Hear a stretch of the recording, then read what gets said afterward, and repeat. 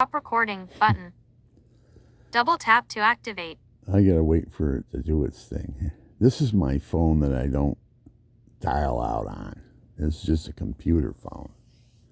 I'm testing it out. I just woke up again.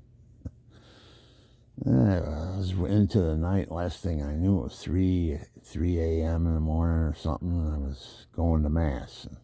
I just woke up. Fell asleep.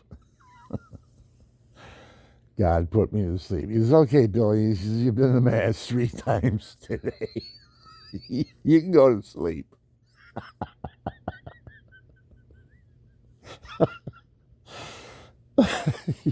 He's so personal.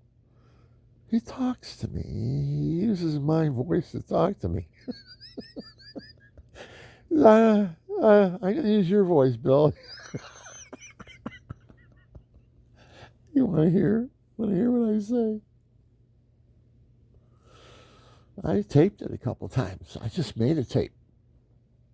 Who am I going to send it to? Influenced by the Holy Spirit, and I don't have anywhere to put it. No way, don't know how to put it out there. It's in God's hands. He'll do with it what he wants. It's there. Let's put it that way. I made it, and now I'm waiting for him to distribute it. Whatever. Distribute it. Can't even speak first thing in the morning. I'm looking for a cup of coffee. There's no donuts, so I can't have a cup of coffee and a donut like an abortion doctor has. And while he's doing abortions, he has a cup of coffee in one hand and a donut in the other.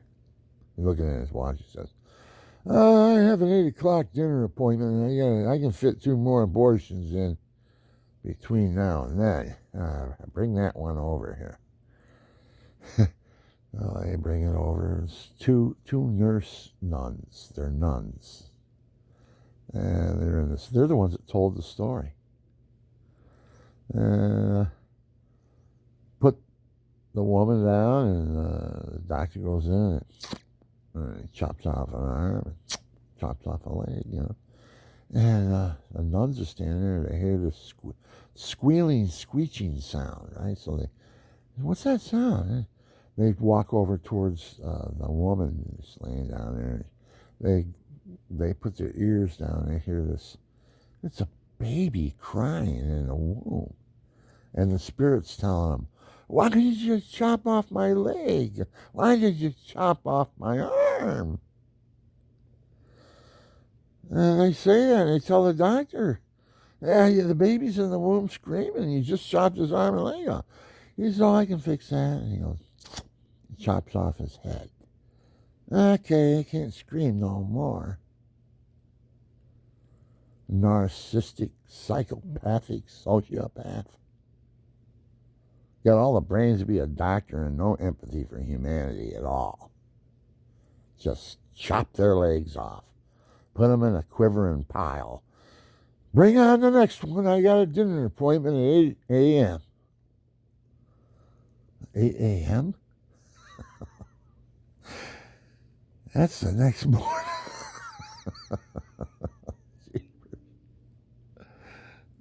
Sometimes I get confused, I guess. I should have said 8 a.m. Well, who knows? Maybe it was a breakfast appointment. I just got it mixed up. It's not a dinner appointment.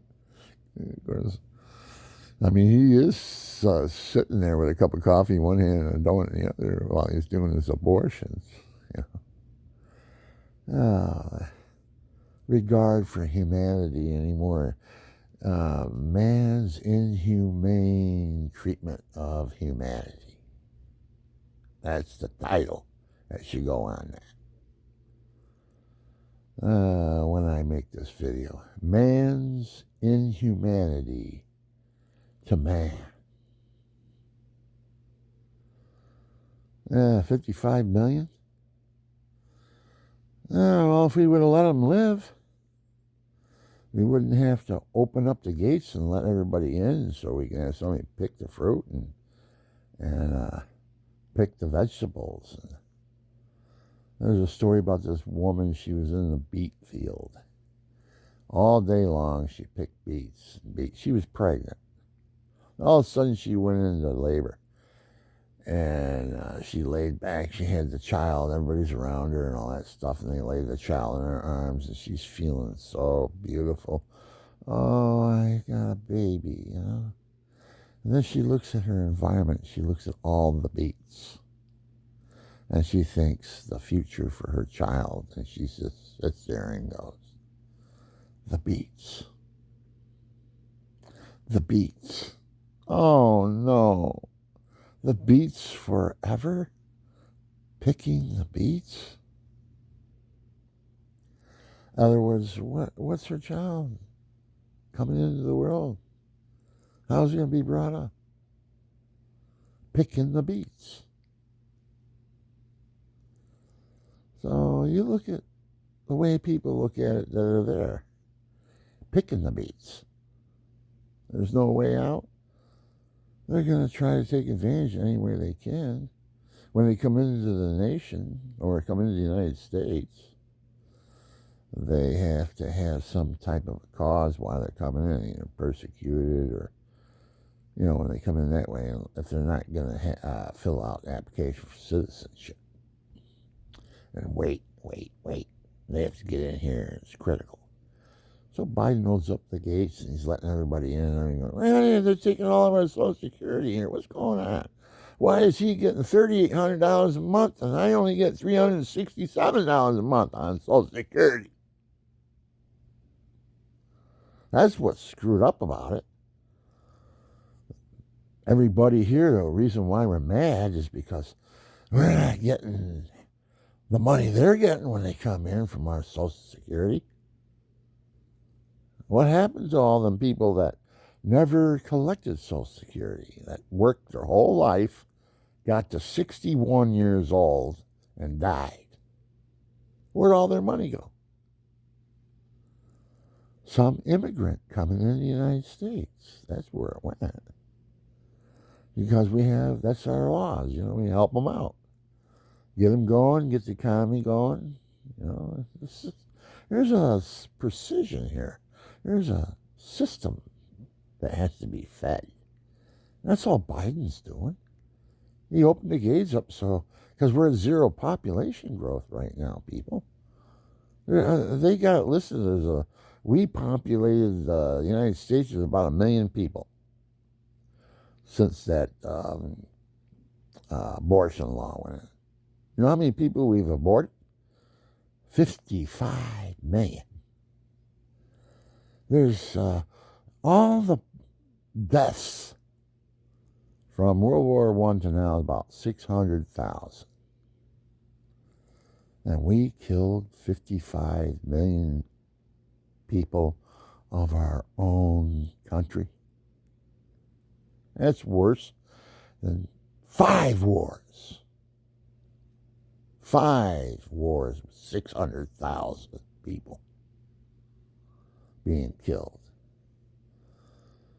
And if you want to do the math and everything, it's a lot more than that. I'm just exaggerating right now and making it a metaphor to make you understand. I use metaphors when I talk. God tells me how to use them. So all I do is meditate and pray. Ask God, how can we make it better, Father? He says, we make it better with a holy life. How many of you out there are living a holy life? Do you know what a holy life is? Do you even know what a holy life is? Do you give God 2 cents a year? There's a lot of people out here in the United States that they don't want God paying the bill anymore. And they say, oh, he paid the bill that he didn't owe for our soul. I don't want him paying my bill. I'll pay my own bill. I don't need Jesus paying my bill. Yes, you do. Because Jesus and his bill is the only one getting into heaven, because it's the only acceptable sacrifice to God is crucifixion, the death of his Son for the sins of humanity. Here's your ticket into heaven. And you want to get in with your own ticket? There's no other ticket than Jesus' ticket. And he paid it. He didn't even know it. He paid it with his life for his love for humanity and his mother. His mother was brought into the world without sin, immaculate conception. Now, God bless Billy Graham, but he said, there's only one person ever born into the world without sin, and that was Jesus Christ. He was right about a male, but we're talking women here, people. There's one woman that was brought into the world without sin also, and it was the Immaculate Conception. Now, how do you know? What are you talking about, Immaculate Conception? Well, in fact, Taman, Lourdes, and all that, the children were asking, what's your name? What do we tell everybody? When they saw the vision, they were in ecstasy, too. I've seen pictures of them floating with Holy Communion on their tongue. And those are hidden. You can't find those. But I've seen them. I've seen the pictures of little children floating back, and Holy Communion was on their tongue. I saw them floating there with it on their tongue in ecstasy. That's how pure these children were that saw the Blessed Mother. So there was only human beings at the time that she could appear to, because nobody else saw her. Just the children did. You had to be holy. It had to be prayer. The one boy there, he just walked around with a rosary around his arm,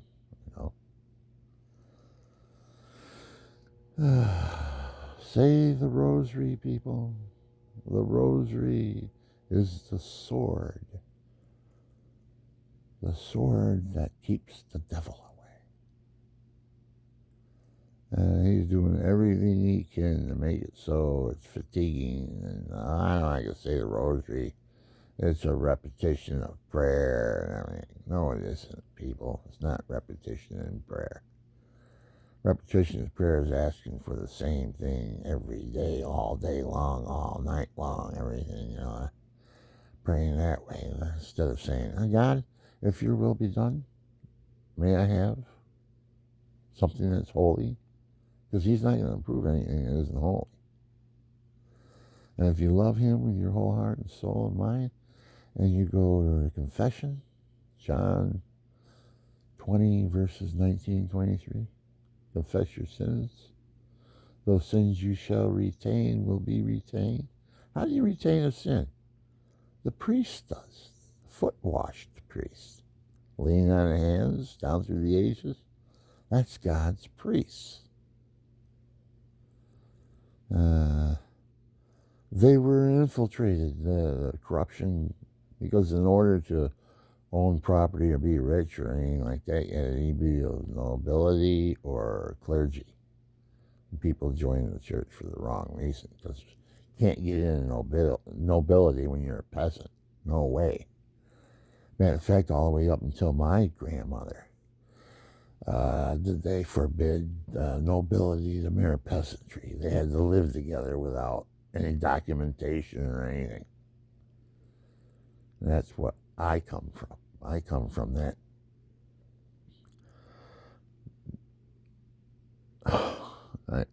In my other films, I've gone through where I come from and everything. I'm not going to go and do it here. But right now, see, the devil's trying to lead me off the subject, off the topic.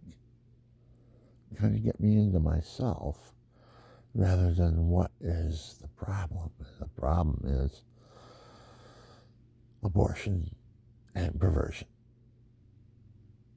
We're doing that, people. There's the first time in our history that we allowed the laws of God to be changed in the United States to kill, kill, kill, kill. instead of do not kill, do not kill. We're only allowed in defense of our country. That's the only way that we can kill. Because life is precious to God. He's there right at your conception. He says, oh, you little sweetheart, I'm going to give you a soul and a guardian angel, and I'll see you in life. If you get there.